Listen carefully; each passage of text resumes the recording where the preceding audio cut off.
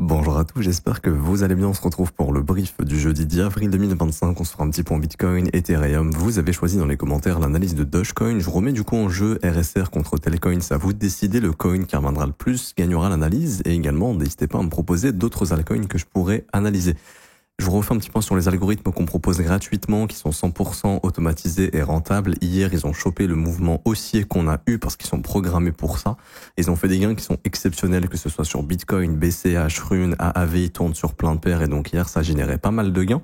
Pour ceux qui veulent obtenir ces algorithmes, c'est gratuit, ils sont rentables. C'est le premier lien en commentaire épinglé.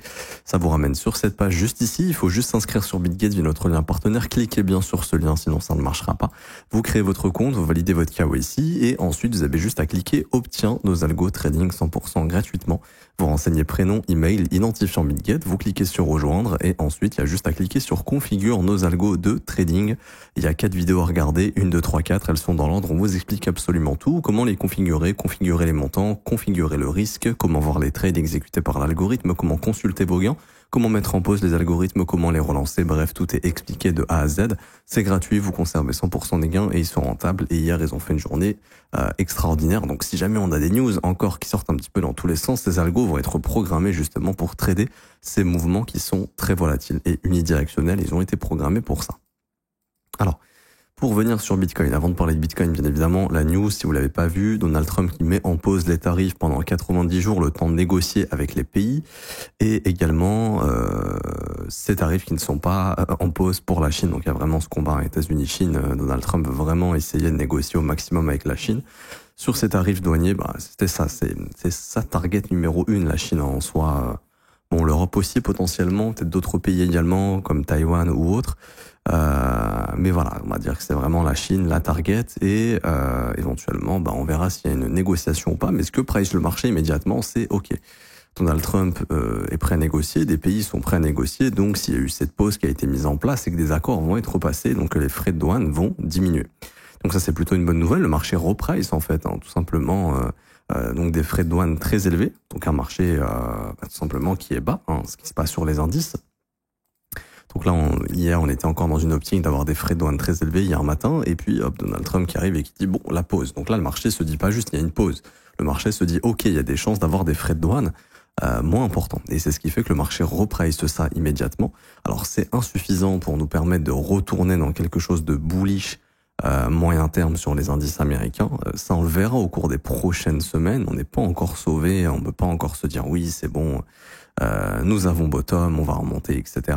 Parce que pour le moment, cette dynamique est toujours baissière, mais c'est peut-être l'élément déclencheur. Également, je pense que Donald Trump a dû avoir pas mal de coups de fil, peut-être parler aussi avec la Fed, je pense, personnellement, et que voilà, Jérôme Powell a dû très clairement lui expliquer que si jamais on baisse les taux, c'est pas forcément la meilleure des solutions tout de suite.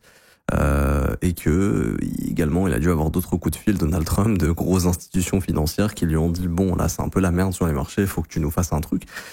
Et je pense que cette pause vient des marchés en fait, très probablement, parce que quand tu es président des États-Unis et que tu fais baisser le marché depuis ton investiture, donc si on prend l'investiture de Trump le 20 janvier, le marché a baissé depuis à peu près 26%. C'est pas la meilleure entrée en tant que président pour les marchés financiers. Donc je pense qu'il a dû prendre en compte de tout ça, bien évidemment. Parce que même lui a commenté la hausse en disant oh là là, on a fait une hausse gigantesque de 2500 points, etc. Je crois que ça n'a jamais été fait. Enfin, le mec se jette des fleurs alors qu'il a fait baisser le marché de plus de 25%, c'est fou quand même. Mais voilà, donc c'est ce qui fait qu'on a cette méga bougie verte. C'est normal, ceux qui ont shorté les marchés ont fermé leurs shorts immédiatement. Les algorithmes de haute fréquence, eux, ont acheté la news, ce qui fait qu'en fait, on s'est retrouvé sur un gros déséquilibre du marché. Ça, par exemple, c'est ce qu'on appelle un déséquilibre. Les fameux fair value gap, et ça, c'est la définition du fair value gap. C'est un gros déséquilibre entre acheteurs et vendeurs. Et donc là, c'est sur cette news ici des tarifs douaniers en pause, enfin des tarifs en pause, et c'est ce qui crée ce gros déséquilibre, dans le sens où on a tout simplement tous les acheteurs qui rentrent sur le marché, qui re-rentrent, et tous les vendeurs qui ferment leur short. Donc ça fait une pression acheteuse énorme, parce que là on parle d'un plus de 10% sur l'indice américain, je sais pas si vous vous rendez compte, 10% en quelques heures, c'est énorme sur une valorisation de milliers de milliards, c'est vraiment énorme.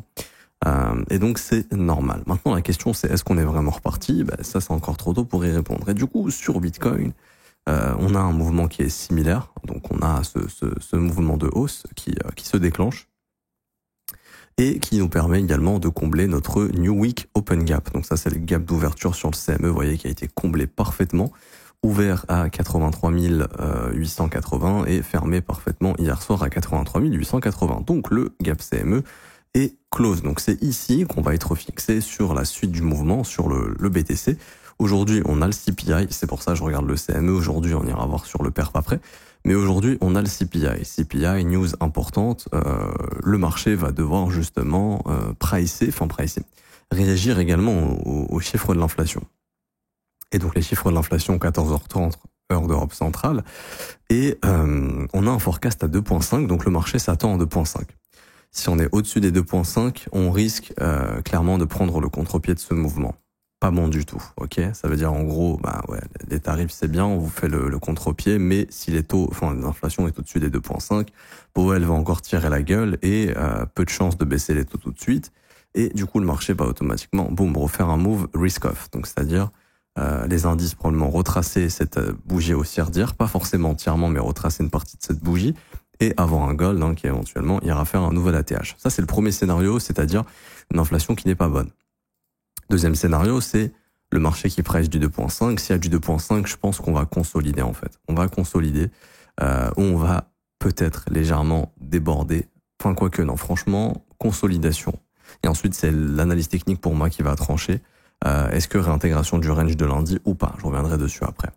Et le troisième scénario, bien évidemment, c'est le scénario magnifique, c'est-à-dire une inflation inférieure à 2.5%, qui permettra à Powell de nous sortir un petit discours pas trop mal, en disant que l'inflation ralentit, etc., un petit peu plus que prévu, et que la Fed pourrait réaligner sa politique monétaire plus rapidement et s'aligner sur ce que veut le président Trump, c'est-à-dire des taux d'intérêt plus bas. Et donc là, si on a une inflation inférieure à 2.5, je pense que c'est le push assez rapide au-dessus des 84 686 $ et le push assez rapide vers le prochain gap CME, 85 500. Donc ce sera la prochaine zone ici, vous voyez.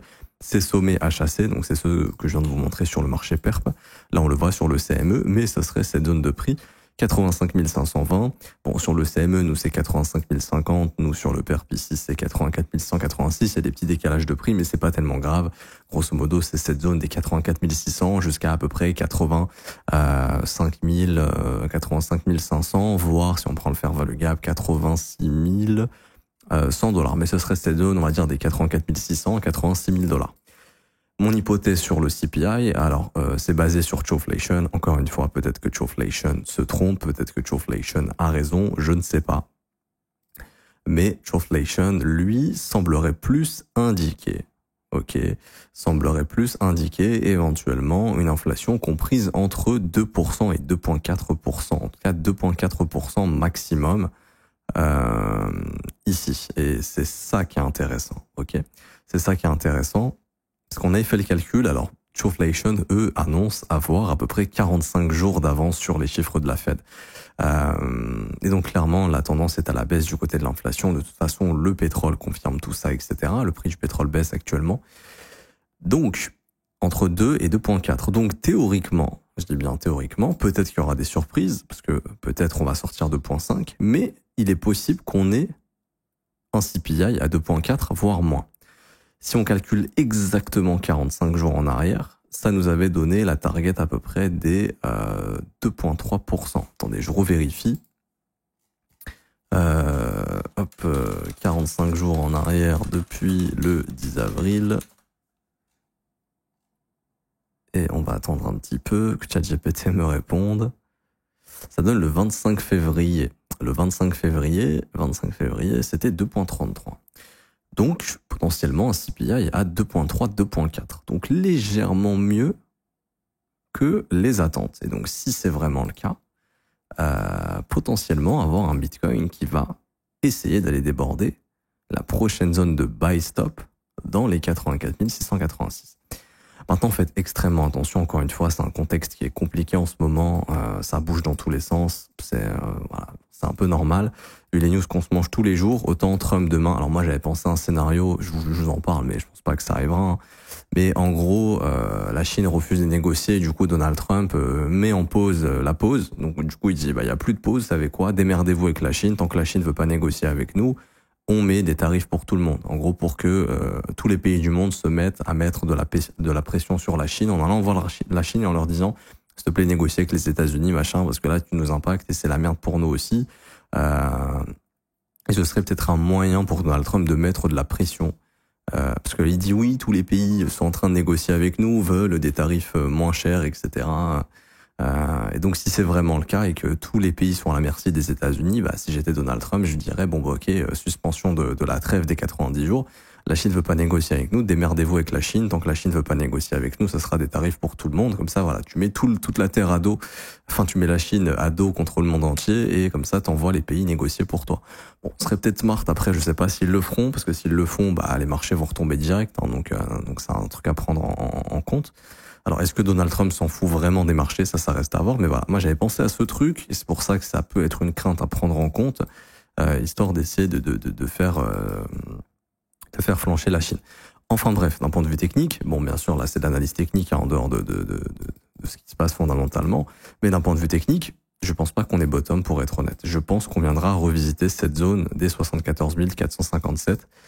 Malgré la bonne news, je pense que Bitcoin viendra revisiter ce lot. Je pense également que les indices viendront purger le plus bas de 2024. Je ne pense pas qu'on soit venu jusqu'ici pour ne pas le faire. Je pense pas non plus qu'on soit venu jusqu'ici pour pas combler ce gap. À mon avis, ce sont des zones pertinentes pour de l'achat. Et je pense que le marché reviendra faire un coucou à cette zone. Maintenant, pour l'instant, c'est une opinion qui peut changer en fonction de la direction que prendra le prix. Mais ce qui est factuel en attendant, c'est que malgré cette bonne news, la dynamique des indices reste baissière, la dynamique du Bitcoin reste baissière en attendant que ça change. Donc on verra si ça change ou pas. Mais voilà un petit peu ce que je surveille actuellement. Hein. C'est-à-dire, on a pris le Monday High en premier, donc on a nettoyé le plus haut de lundi. Et nous, ce qu'on peut surtout pas voir, c'est une réintégration du range. Parce que si on fait une réintégration du range, c'est consolidation, manipulation, expansion. Et à ce moment-là, la target, c'est au minimum 74 450. Pourquoi? Parce que, à mon avis, clairement, le prix s'est arrêté avant le POI, le point d'intérêt majeur. Le point d'intérêt majeur qui est ce fair value gap daily.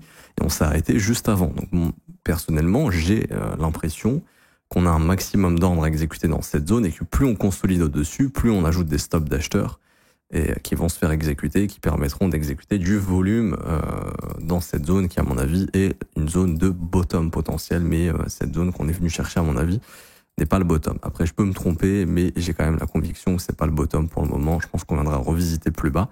Maintenant, en toute transparence, en termes de gestion du risque, et j'ai mis un message aux élèves dans le Discord, sur la news de Trump, j'ai clôturé mon hedge pour gagner les bitcoins que j'avais gagnés.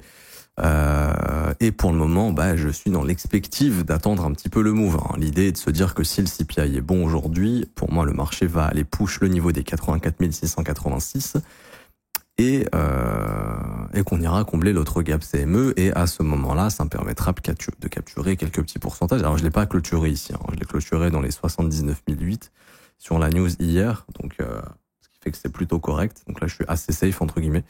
Et si le CPI est bon, je joue les 84 686 et un petit peu plus, comme c'est fair value gap qu'on a laissé ici.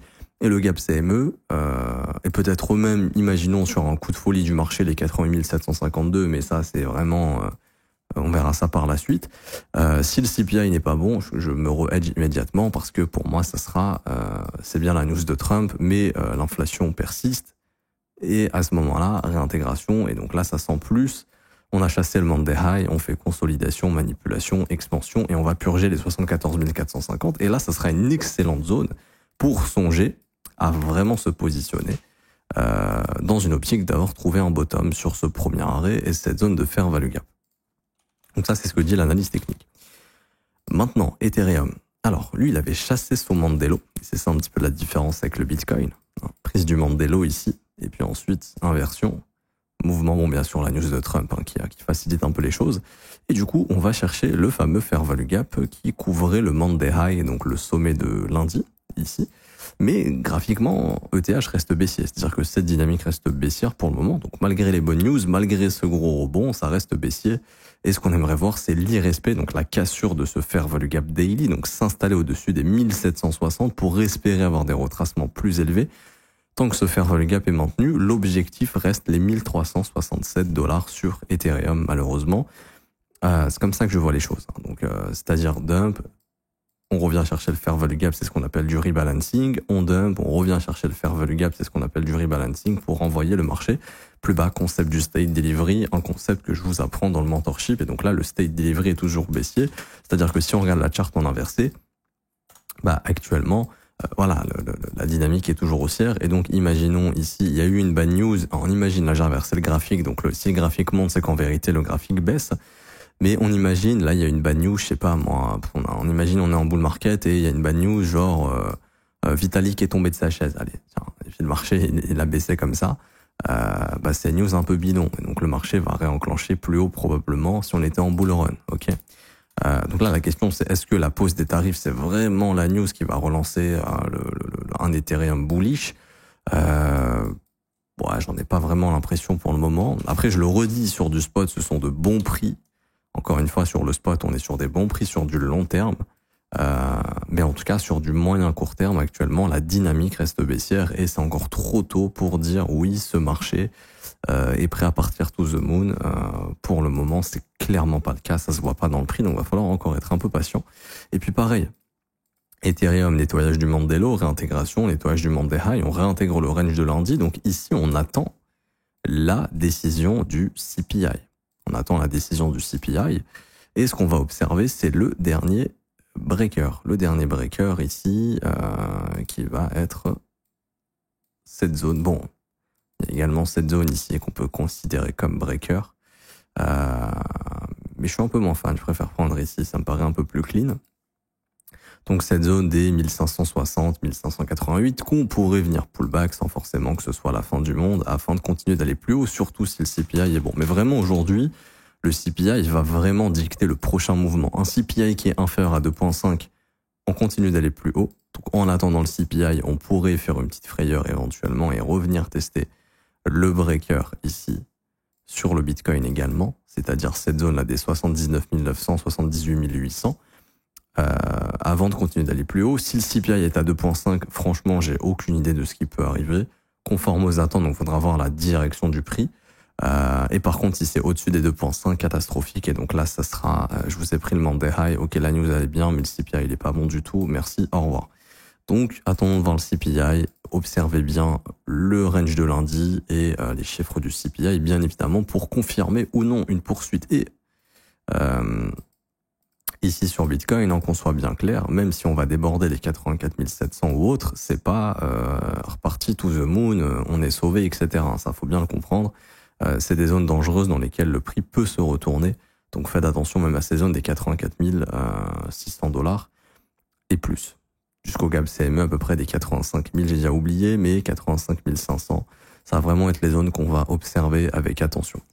Je m'arrête ici pour aujourd'hui, j'espère que ça vous aura plu. Si c'est le cas, n'hésitez pas à laisser un petit pouce bleu, vous abonner si ce n'est pas déjà fait. Également, je vous rappelle, je vous offre un mentorship d'une valeur de plus de 2700 €. C'est le premier lien en commentaire épinglé. Il y a 22 cours vidéo qui vous attendent, qui vous forment de A à Z avec la théorie, mais la partie pratique également. Je vous enseigne des concepts de trading super puissants qui sont vraiment très très puissants. Pour obtenir ces concepts, c'est très simple. Premier lien en commentaire épinglé. Tous les liens utiles concernant mon contenu, ça vous ramène sur cette page. Il faut juste s'inscrire sur BitGet via notre lien partenaire. Vous créez votre compte, validez votre KYC et ensuite il faut faire un trade d'une valeur d'au moins 100 USDT pour être éligible au mentorship. Petite astuce par exemple, vous envoyez des USDT sur la plateforme, vous allez sur la paire de trading USDT-USDC et vous achetez en fait des USDC pour 60 USDT et ensuite vous revendez vos USDC en USDT. Comme ça vous fait pas faire un trade en réalité, ça vous fait juste convertir des USDT en USDC, donc ça sera pris en compte comme un trade dans le système. Et ça vous permettra d'être éligible au mentorship sans réellement risquer votre argent. Donc c'est la petite astuce. Ensuite, il vous suffit simplement de cliquer sur ce lien, la meilleure formation de trading crypto. Vous cliquez sur obtenir gratuitement. Vous renseignez votre email, votre identifiant BitGet. Vous cliquez sur recevoir gratuitement et instantanément vous recevez, pas instantanément, vous avez une première formation qui vous est offerte Et ensuite, jusqu'à 24 heures après, vous aurez le mentorship qui vous sera envoyé par mail le temps que notre système s'actualise. Et pour ceux qui veulent rejoindre mon école et se former à mes côtés, être accompagnés à mes côtés tous les jours du lundi au vendredi, avoir accès à la formation de l'école, qui est la formation la plus complète, qui est juste ici. Il y a 8 modules qui vous attendent, 19 heures de cours vidéo. En plus de ça, il y a un accompagnement journalier. Donc, c'est-à-dire qu'il y a des analyses en direct dans le Discord, tous les matins du lundi au vendredi. C'est dispo en rediffusion. Si vous n'êtes pas là pendant le direct, vous inquiétez pas, c'est exclusivement avec les élèves. Ensuite, vous avez également un accès au Discord pour poser toutes vos questions et échanger avec moi-même et les professeurs pour qu'on puisse continuer notre accompagnement, tout simplement pour continuer de vous aider dans votre trading. Le prix est de seulement 49 € par mois, c'est sans engagement. Vous avez aussi les offres 3, 6 et 12 mois qui, elles, sont moins chères, mais qui sont des paiements one-shot. Donc, il y a des solutions pour tout le monde. Et puis, vous avez également ici les témoignages des membres. Si vous voulez vous faire une petite idée avant de nous rejoindre, en tout cas, vous êtes les bienvenus. Je m'arrête ici. On se retrouve tout à l'heure pour l'analyse de Doge. À tout à l'heure. Ciao, ciao.